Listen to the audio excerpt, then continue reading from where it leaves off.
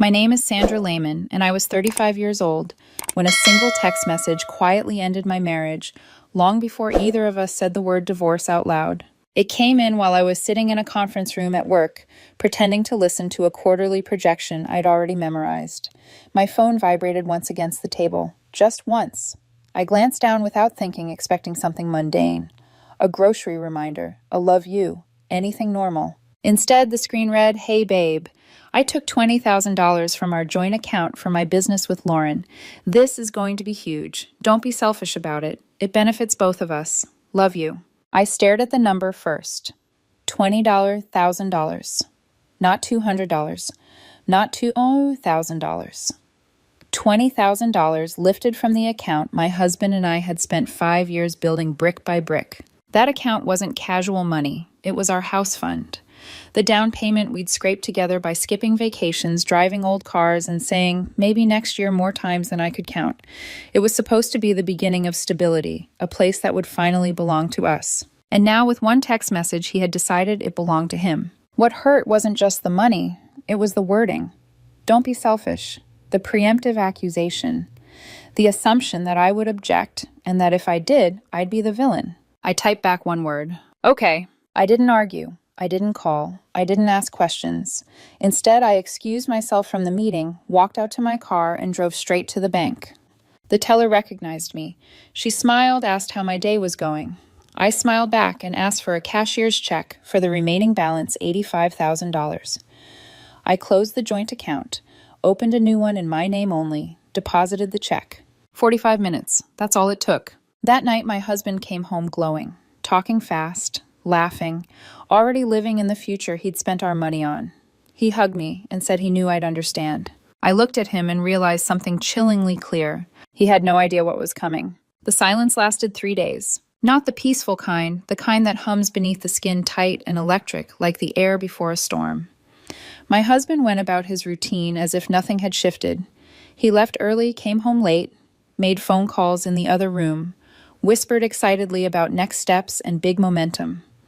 Always careful to keep his voice just low enough that I wouldn't hear details he hadn't bothered to clear with me anyway. I watched him the way you watch someone you suddenly don't recognize. On Friday afternoon, my phone rang. His name flashed across the screen. I answered without greeting him. "What did you do?" he shouted, skipping straight past hello. "I moved the money," I said calmly, my voice sounding distant even to my own ears. There was a sharp inhale on the other end. "You what?" I closed the joint account. A pause. Then disbelief turned to fury. "Where is it?" "In my account." Silence again, but this time stunned. "That was our money," he snapped. "You don't just get to take it." I leaned back in my chair, staring out the window. Funny. That's exactly how I felt when you took $20,000 without asking. "This is different," he said immediately. "That was for the business." "The business you didn't discuss with me," I replied. "The business you decided on without my input. The business you funded with our house fund." "I needed to pay Lauren," he said, voice rising. "The office lease is due Monday. We have contracts to sign." "You should have thought about that before you decided I didn't deserve a conversation." "Put it back," he demanded. "No." He hung up on me. 20 minutes later, the front door slammed open so hard the walls rattled. He stormed into the living room, and he wasn't alone.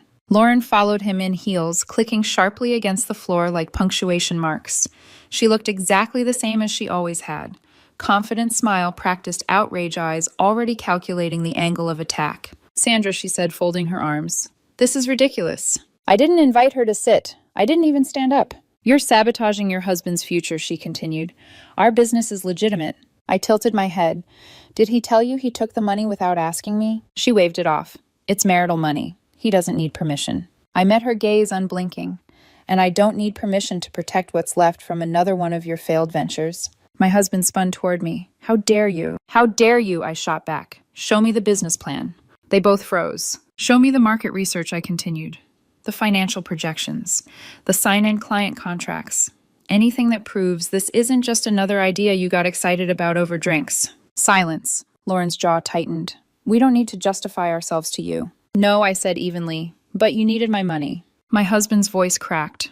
"You're destroying my future." "Our future," I asked quietly. "You destroyed it the moment you treated our savings like your personal checking account." He grabbed his keys, anger spilling over into desperation. "I'm staying with my sister." "Good," I said. "You should."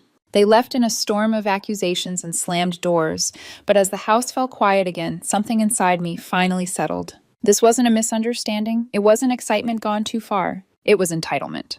And that realization hurt far more than the money ever could. Monday morning came with the kind of calm that feels fake in hindsight, like the universe taking a breath before delivering a punch. I was halfway through my coffee when my phone rang from an unknown number. Ms. Lehman, a man said crisply, all rehearsed professionalism. This is Gregory Matthews. I represent Lauren's consulting firm. There seems to be a misunderstanding regarding promised investment funds. I almost laughed. Almost. There's no misunderstanding, I said. My husband took money from our joint account without my knowledge. I secured what was left. She had authorization to access those funds, he countered smoothly. And your actions have placed my client in a precarious legal position. She stole $20,000, I replied. I prevented her from stealing more. A pause, then a subtle shift in tone. If the promised capital isn't delivered, my client will pursue legal action against your husband for breach of agreement. Good luck, I said lightly. He has about $2,000 to his name. We may pursue marital assets. Please do, I said. I'd love to explain to a judge how this agreement was funded by theft. He hung up. By that afternoon, the messages started. First from my sister-in-law, you're being petty. Then from my mother-in-law, marriage is about compromise. Then from his father, you're humiliating him. Compromise apparently now meant absorbing betrayal quietly. The real damage, though, didn't come from the family. It came from Lauren. On Wednesday morning, she posted on LinkedIn a long, polished paragraph about resilience and betrayal, about partners who fail to honor commitments, about having the courage to pivot when others let you down. She tagged my husband. She named the business. She implied fraud without saying the word. By lunchtime, the comments were brutal. Sounds like you signed contracts without funding. This is why you don't mix friendship and business. So you took money from your spouse without consent. By evening, my husband called me, his voice frantic. She's destroying me, he said. Everyone's seeing this. Clients, co-workers. You destroyed yourself, I replied. She's just narrating it badly. She's saying I promised her the money. You did. She's calling me unreliable. You were. Silence. Then quietly, I need you to help me. I closed my eyes. Not because I was tempted, but because part of me mourned the fact that he still didn't understand. No, I said. I won't save you from consequences you chose. That night, Lauren doubled down. Screenshots. Messages, partial conversations stripped of context, enough to inflame strangers who didn't care about truth, only drama. By Friday, my husband deactivated his accounts. By Monday, his job noticed. The betrayal that started with a private text had gone public, and once it did, there was no pulling it back. I slept better than I expected, because somewhere between the threats and the humiliation, I realized something freeing. I wasn't watching him fall. I was watching him finally stand on the truth he'd been avoiding. And it couldn't hold his weight. The lawsuit arrived on Monday. Not a warning, not a threat. A process server showed up at my husband's office just after lunch, handed him an envelope in front of 2 coworkers, and asked him to confirm his name.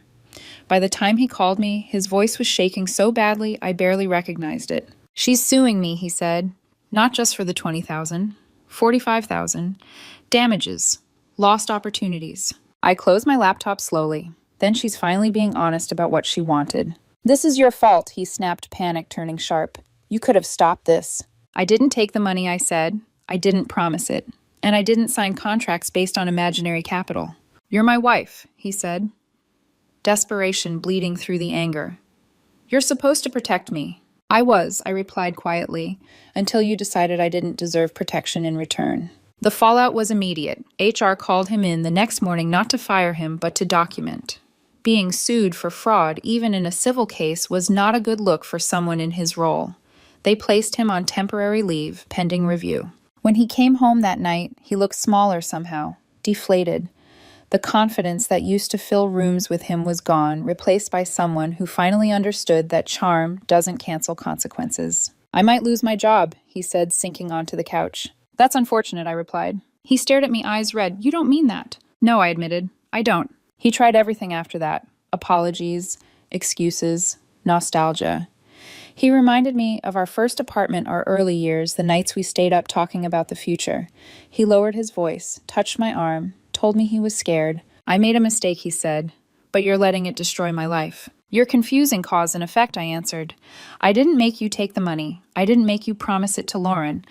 and I didn't make you double down instead of owning it. Midweek, his parents showed up at my office. Security called me down. His father stood there stiffly, jaw clenched, like this was a business negotiation instead of a family implosion. "She's my daughter," he said. "I swore I'd protect her." "She swore to honor me," I replied. "How honored do you think I felt reading that text?" "She's facing the consequences," he insisted. "This could ruin her career." "She chose actions that could ruin her career," I said. "That part isn't on me." By Thursday, Lauren exploded again, this time everywhere. LinkedIn, Facebook, Instagram, Twitter. Full victim narrative. Screenshots, names, accusations. She painted herself as betrayed, ethical, wronged. She tagged my husband directly and labeled him unreliable, dishonest, unethical. The internet did what it always does. They dug, they questioned, they tore it apart. By that night, my husband shut down every account he had. By Friday morning, his company placed him on administrative leave. He sat on the couch when I got home, laptop open, unread emails, piling up hands, covering his face. "I'm probably fired," he said. I nodded. "That tracks." He looked up at me, then really looked like he was seeing me for the first time in months. "How did we get here?" he asked. "We were happy." "We were," I said softly, "until you decided entitlement was the same thing as trust." That was the moment I knew the marriage was over. Not because of the lawsuit, not because of the job, but because even now, buried under consequences, he still framed this as something that happened to him, not something he chose. By the time the dust settled, the house felt emptier than it ever had, even before he stopped sleeping there. The lawsuit dragged on for 3 weeks.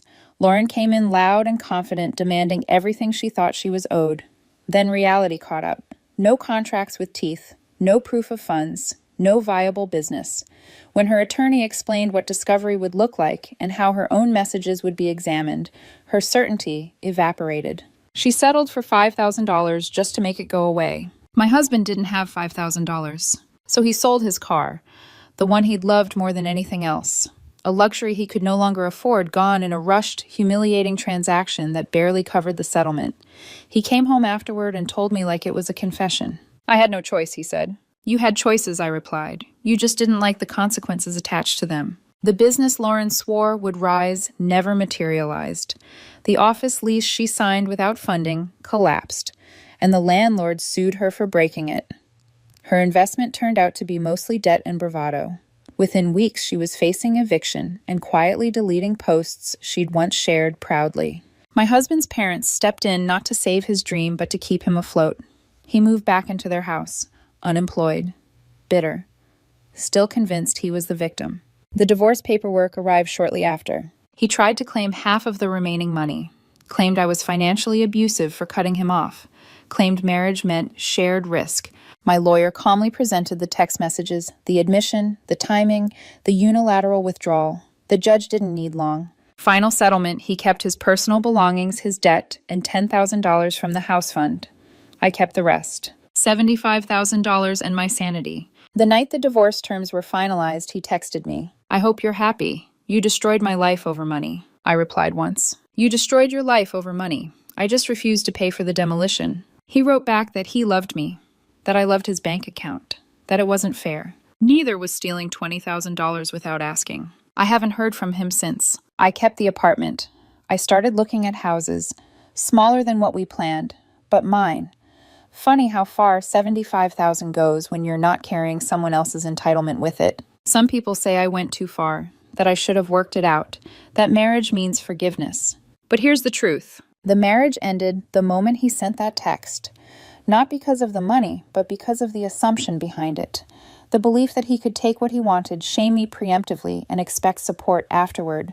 When someone shows you how they view your boundaries, believe them. The house fund is growing again. My job is stable. My peace is returning. And if there's one thing I learned from all of this, it's simple. Don't steal from people, especially the ones who trusted you the most. A month after the divorce papers were signed, the quiet finally felt real. Not the hollow kind that echoes when something is missing, but the steady, grounded silence of a life no longer waiting for the next impact. I noticed it one morning while making coffee, standing barefoot in the kitchen, as sunlight spilled across the counter. There was no knot in my chest, no instinct to check my phone, no low-grade anxiety humming in the background. For the first time in years, nothing was about to go wrong. I started telling the story differently in my own head. Not as the marriage that failed, but as the boundary that finally held. That shift mattered more than I expected. It stopped me from romanticizing what I'd lost and forced me to see what I'd escaped. A mutual friend tried to update me about him one afternoon, hesitating like she was stepping onto thin ice. I stopped her gently. "I'm not curious," I said, and I meant it. That surprised both of us. Because curiosity is often just grief in disguise, a way of reopening wounds to see if they still hurt. Mine didn't, not the way they used to. The sharp pain had faded, replaced by something quieter and sturdier clarity. I toured houses on weekends, small ones, modest ones, places that didn't echo with other people's expectations. I imagined furniture that didn't have to be negotiated, colors that didn't require compromise, and futures that didn't depend on anyone else's approval. One afternoon, while signing paperwork for a pre-approval, the banker smiled and said, "It's impressive you did this on your own." I corrected her without thinking. "Not on my own," I said, "just without interference." That felt important. Sometimes late at night, fragments of the past still surfaced. The early years, the laughter, the version of him I thought I married. But nostalgia no longer fooled me.